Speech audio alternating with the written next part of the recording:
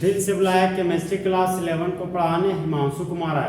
तो आज हम दोस्त फुल एचडी में केमिकल फार्मूला के बारे में पढ़ेंगे।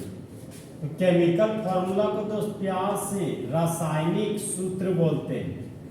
तो पॉइंट नंबर वन बोलता है दोस्त, एक रासायनिक पदार्थ के एक मॉलिक्यूल को रिप्रेजेंट करने वाले फार्मूला को केमिकल फार्मूला बोला जाता है। अब हम दोस्त नेक्स्ट पॉइंट में आते हैं। नेक्स्ट पॉइंट हमारा बोलता है दोस्त, it is written in the form of symbols of the constituting element. इसका हिंदी हो गया दोस्त, या घटक तत्वों के प्रतीकों के रूप में लिखा जाता है। कॉन्स्टिट्यूटिंग एलिमेंट का मतलब है दोस्त, एक ऐसा एलिमेंट, मान लीजिए कंपाउंड है H2SO4 जिसको सल्फ्यूरिक एसिड बोलते हैं। तो sulphuric acid hydrogen, sulphur, oxygen से बना हुआ है। तो हम लोग बोल सकते हैं सल्फ्यूरिक एसिड का कॉन्स्टिट्यूटिंग एलिमेंट हाइड्रोजन, सल्फर और ऑक्सीजन।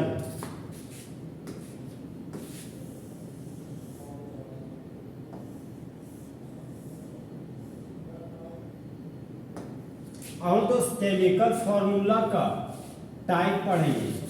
तो देखिए दोस्त, जिस तरह मेरे क्लास के दो कंपोनेंट है बॉयज एंड गर्ल्स, उसी तरह केमिकल फार्मूला के भी दो कंपोनेंट है।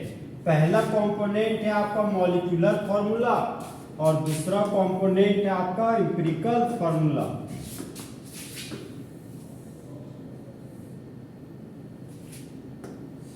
मॉलिक्यूलर फार्मूला बोलता है दोस्त, it shows actual number of atoms of various element present in one molecule. इसका हिंदी हो गया दोस्त,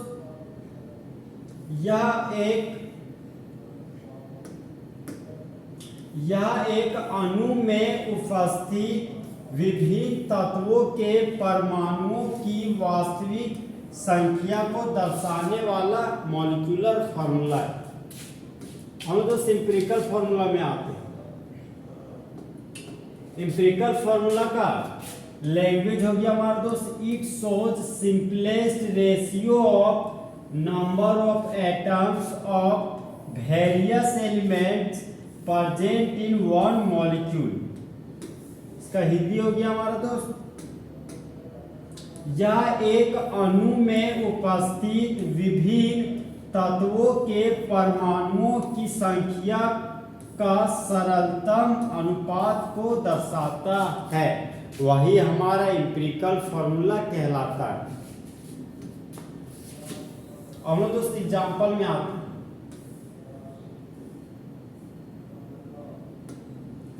सबसे पहले हम दोस्त सबस्टांस लिए, फिर हम लोग मॉलिक्यूलर फार्मूला लिए, फिर एम्पिरिकल फार्मूला लिखेंगे और फिर उसका हम लोग कॉमन फैक्टर निकालेंगे। तो सबस्टांस के रूप में दोस्त इथेन लिए, और इथेन का मॉलिक्यूलर फार्मूला होता है C2H6। तो इथेन का मॉलिक्यूलर फार्मूला C2H6 है। तो यहाँ पर कॉमन फैक्टर 2 निकाल दिए। तो 2 एकम 2, यहाँ पर छूछे कारण बचा, 2 तिया 6, यहाँ पर हाइड्रोजन 3 बचा। तो इथेन का मॉलिक्यूलर फार्मूला C2H6 होता है, और जब उसमें कॉमन फैक्टर 2 निकालते हैं तो इसका एम्पिरिकल फार्मूला CH3 हो जाता है। हम बस नेक्स्ट एग्जांपल में थे। नेक्स्ट एग्जांपल है हमारा इथीन। तो 2 कार्बन के अल्कीन को इथीन बोलते हैं, और इथीन का मॉलिक्यूलर फार्मूला हो गया C2H4। यहाँ पर कॉमन फैक्टर दोस्त 2 निकाले, तो 2 एकम 2, तो यहाँ पर छूछे कारण बचा, 2 दूना 4, यहाँ पर H2 बचा। तो इथीन का मॉलिक्यूलर फार्मूला C2H4 हो गया, और कॉमन फैक्टर 2 निकालने के बाद इथीन का एम्पिरिकल फार्मूला CH2 हो जाएगा।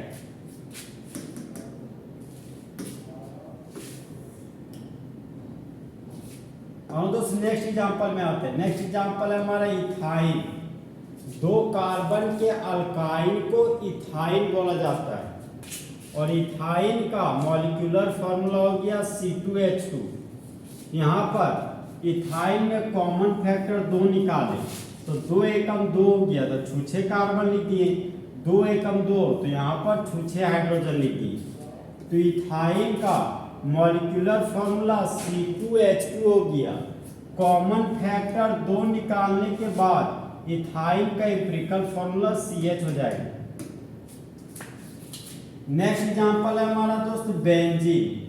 बेंजीन का मॉलिक्यूलर फॉर्मूला C6H6 होता है, जहां पर कॉमन फैक्टर 6 निकाले तो 6 कम 6 तो छूछे कार्बन बचा, 6 कम 6 तो छूछे हाइड्रोजन बचा।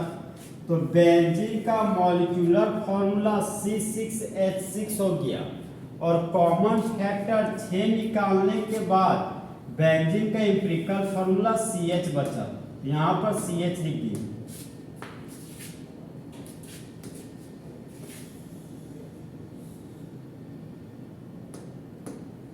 नेक्स्ट एग्जांपल है हमारा दोस्त एसिटिक एसिड। तो 2 कार्बन के कार्बोक्सिलिक एसिड को एसिटिक एसिड बोला जाता है। तो एसिटिक एसिड का मॉलिक्यूलर फॉर्मूला हो गया C2H4O2। यहाँ पर दोस्त कॉमन फैक्टर 2 निकाले तो 2 एकम 2 तो छूछे कार्बन बचा, 2 दूना 4, यहाँ पर H2 बचा, 2 एकम 2 तो छूछे ऑक्सीजन बचा। तो एसिटिक एसिड का मॉलिक्यूलर फॉर्मूला हो गया C2H4O2 और जब कॉमन फैक्टर 2 निकाले तो एसिटिक एसिड का एम्पिरिकल फॉर्मूला हो गया CH2O।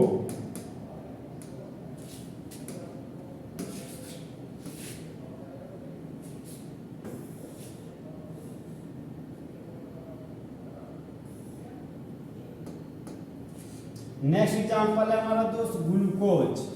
ग्लूकोज का मॉलिक्यूलर फॉर्मूला हो गया आपका C6H12O6, जहां पर ग्लूकोज का मॉलिक्यूलर फॉर्मूला में कॉमन फैक्टर 6 निकाल रहे हैं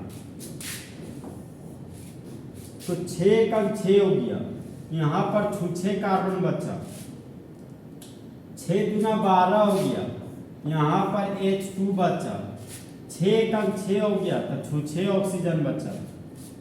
तो जब ग्लूकोज का मॉलिक्यूलर फॉर्मूला C6H12O6 होता है और कॉमन फैक्टर 6 निकालने के बाद ग्लूकोज का एम्पिरिकल फॉर्मूला CH2O हो जाता है।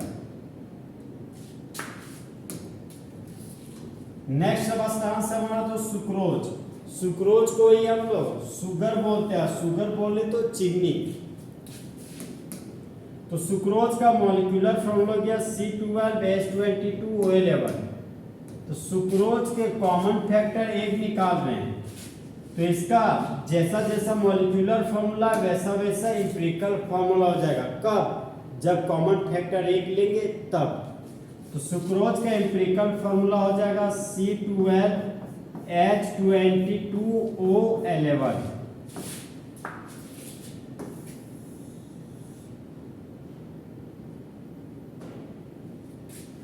मॉलिक्यूलर फॉर्मूला और एम्पिरिकल फॉर्मूला के बीच का संबंध लिखना। तो मॉलिक्यूलर फॉर्मूला बराबर हो गया दोस्त N गुना एम्पिरिकल फॉर्मूला।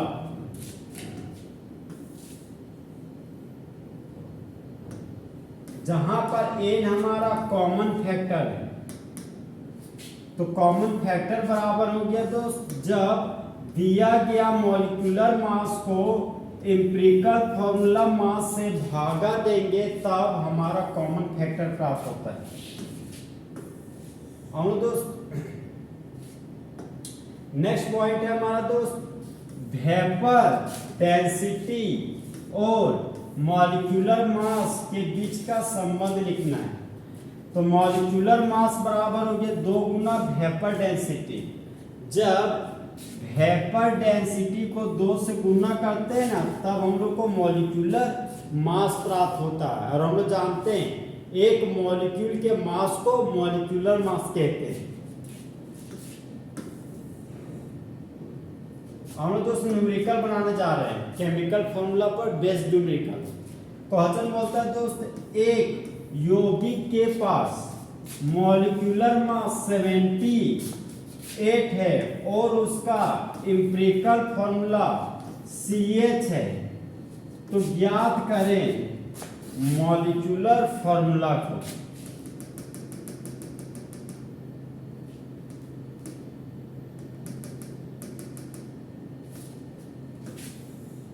यहां पर देखिए दोस्तों,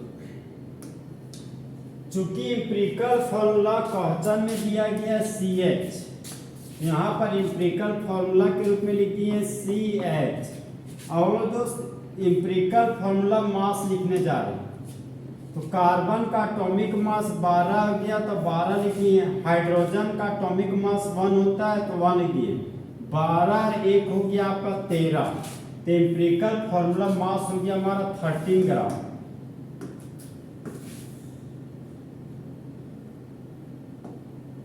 ऑल्सो गिवन, मतलब क्वेश्चन में हम लोग को दिया गया है दोस्त मॉलिक्यूलर मास, तो क्वेश्चन में मॉलिक्यूलर मास है हमारा दोस्त,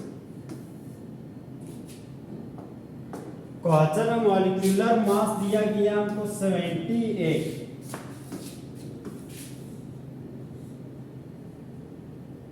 यहां पर मॉलिक्यूलर मास की जगह पर लिख दिए 78। और तो सबसे पहले कॉमन फैक्टर निकालेंगे, तो कॉमन फैक्टर का सिंबल हो गया स्मॉल एन, इसलिए यहाँ पे स्मॉल एन लिखा हुआ है। तो कॉमन फैक्टर बराबर हो गया मॉलिक्यूलर मास को डिवाइड करेंगे इंपेरिकल फॉर्मूला मास से, तो मॉलिक्यूलर मास 78 है, तो यहाँ पर लिख दिए 78। और इंपेरिकल फॉर्मूला मास 13 है, तो यहाँ पर लिख देंगे 13। ऊपर में 78, नीचे में 13 है, तो 13 6 का 78। तो कॉमन फैक्टर यहाँ पर दोस्त 6 आ गया। और हम लोग जानते हैं दोस्त कि मॉलिक्यूलर फॉर्मूला बराबर A गुना इंपेरिकल फॉर्मूला होता है, जहाँ पर A कॉमन फैक्टर है, तो कॉमन फैक्टर हमारा 6 आया हुआ, तो यहाँ पर लिख दिए 6। और इंपेरिकल फॉर्मूला हमारा CH है, तो यहाँ पर लिखेंगे तो CH। कार्बन को 6 से गुना किए तो C6 आया, हाइड्रोजन को 6 से गुना करेंगे तो H6 आएगा। यहाँ पर मॉलिक्यूलर फॉर्मूला निकल जाएगा तो C6H6। तो इस तरह हमारे दोस्त फुल HD में केमिकल फॉर्मूला पर बेस्ड न्यूमेरिकल भी क्या हो गया, खत्म। तो दोस्त जले हुए को आग और बुझे हुए को राख कहते हैं, और जो राख को बारूद बना दे उसे हिमांशु कुमार कहते हैं।